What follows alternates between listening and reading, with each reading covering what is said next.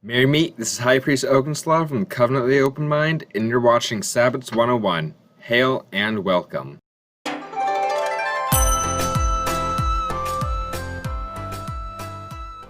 So, as some of you guys might know, Tehila and I recently had our first child. I have been the full-time caregiver of Gala since Tehila is the one who primarily works and makes all the money for us.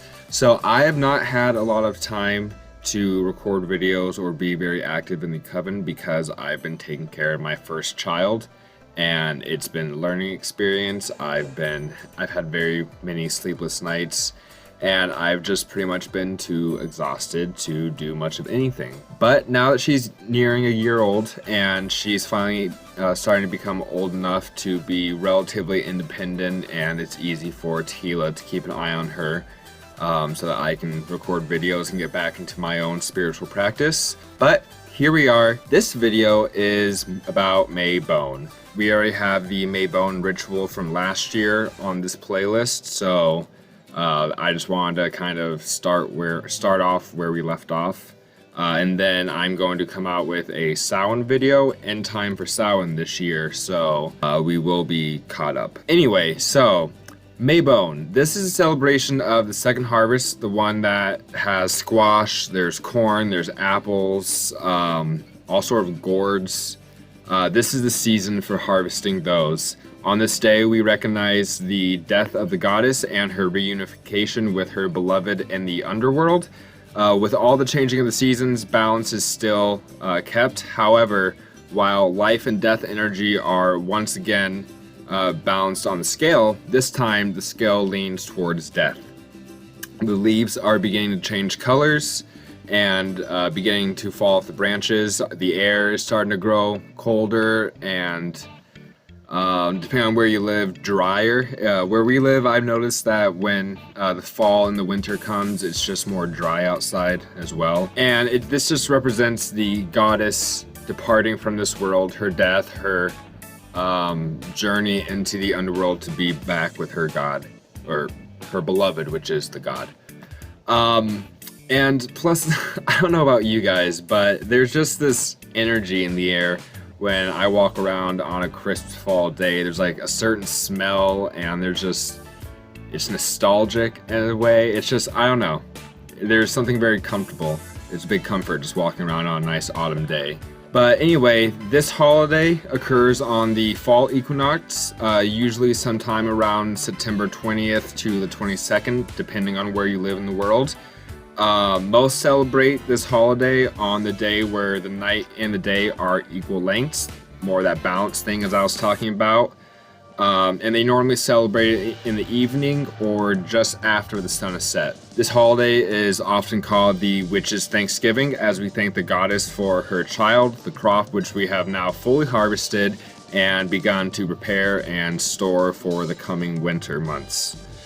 People spend the day resting, strolling around in the dying woods, and soaking up the last days of the summer sun. Some might even start going to graveyards and visiting those and start paying their respects to the dead. Everyone should spend time reflecting on their blessings, since Mabon heavily features the theme of sacrifice and having a plentiful bounty. During the day, if you do plan on doing a Mabon ritual that evening, you should reflect on your blessings that have come to you that year and just start thinking about what you want to give thanks for the ritual that night. The wheat harvest is the first harvest, and that's when people are really baking lots of like wheaty breads and whatnot. But corn is normally harvested this time of year, so people have lots of cornbread, and there are still more pies and more meat dishes and lots of apples, potatoes, and squash-filled dishes.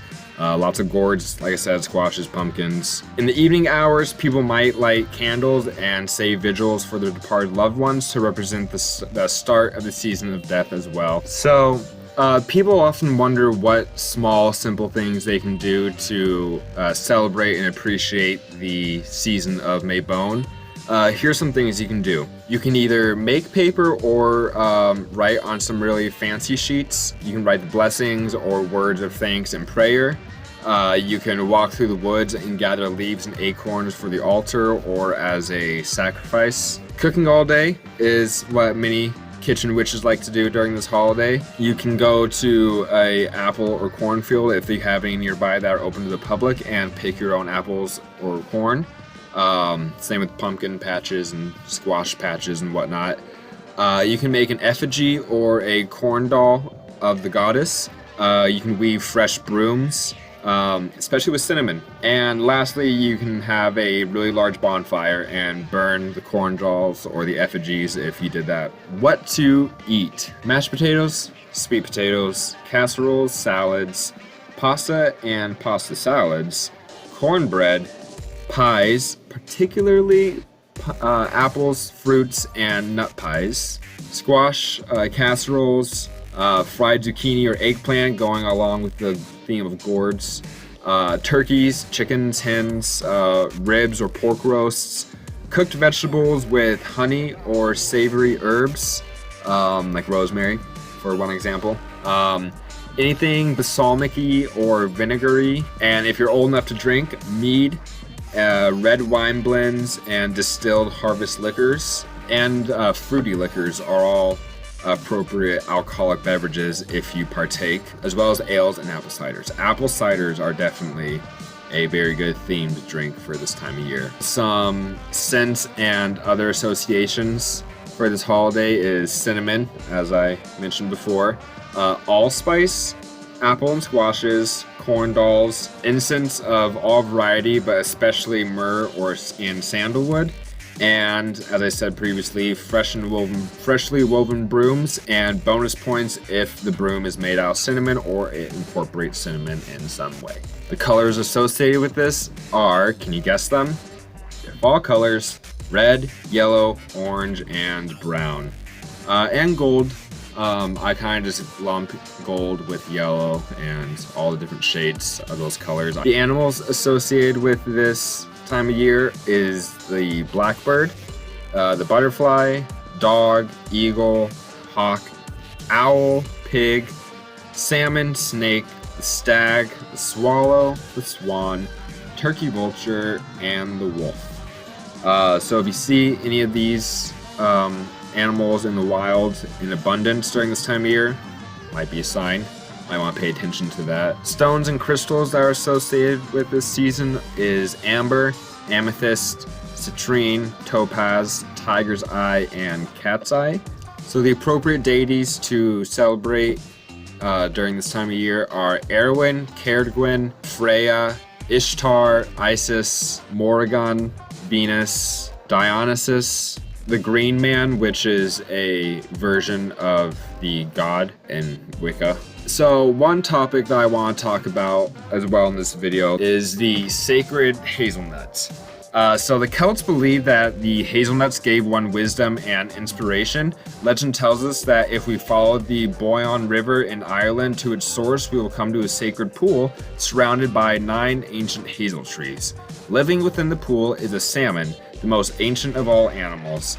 As the hazelnuts drop into the pool, the salmon eats them, absorbing their wisdom.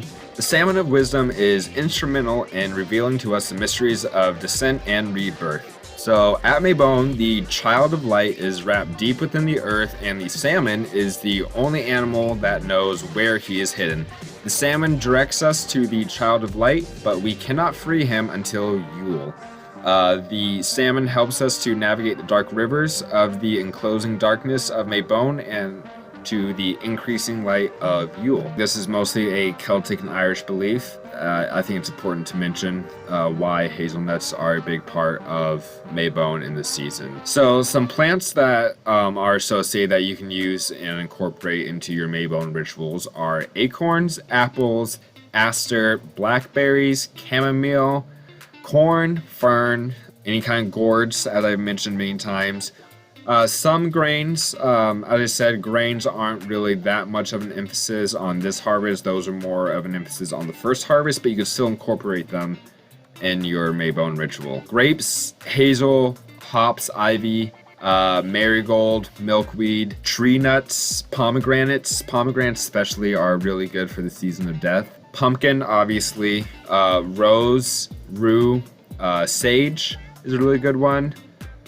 Sunflower, thistle, tobacco, and yarrow root. Another common symbol that you'll see during Mabon and possibly on some people's altars is the cornucopia, or the horn of plenty. A lot of pagans out there like to use a cornucopia as the focal point for their Mabon altar. The word cornucopia is derived from two Latin words, cornu, meaning horn, and copia, meaning plenty. The cornucopia is a sacred symbol associated with a variety of pagan deities. In the Roman religion, this included Fortuna, the goddess of luck and fortune, Plutus, god of wealth, Concordia, goddess of peace and harmony, and Flora, goddess of flowers. The Romano, British, and Celtic horse goddess Epona sometimes was depicted in the form of the Great Mother carrying a cornucopia. The goddess of the winding stream appeared with a cornucopia on some ancient monuments, as was the case with Persephone, the Greek goddess of the underworld. The cornucopia symbol has been in evidence for over 2,000 years, and it is a symbol of autumn and harvest, of giving thanks for the abundance of the Earth Mother. You can fill the cornucopia with assorted veggies, fruits, herbs, nuts, and other produce that are associated with Mabon.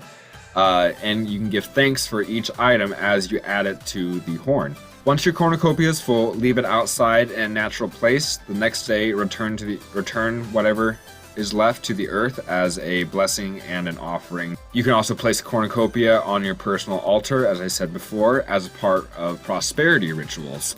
You can fill it with dried sprigs of sage, rosemary, thyme, mugwort, parsley, as well as acorns. You can use a cornucopia to bless your home or the home of a loved one. After spiritually cleansing the home with incense and other tools, carry the filled cornucopia clockwise around each room of the house as you focus on well wishes and just positivity in general. Then place a cornucopia in the main room of the house for at least a day and a night, 24 hours pretty much. After the herbs and fruit and everything that you put in there have lost their freshness, go ahead and take the cornucopia, the contents that are filled within it, and just give it back to the earth as a offering to nature and to the earth goddess. Hopefully this is all the information you guys need to prepare your own ritual and celebration for Mabon. If you guys have any questions, feel free to comment below or email us at covenantoftheopenmind@gmail.com. Merry part and blessed be, and thank you for watching.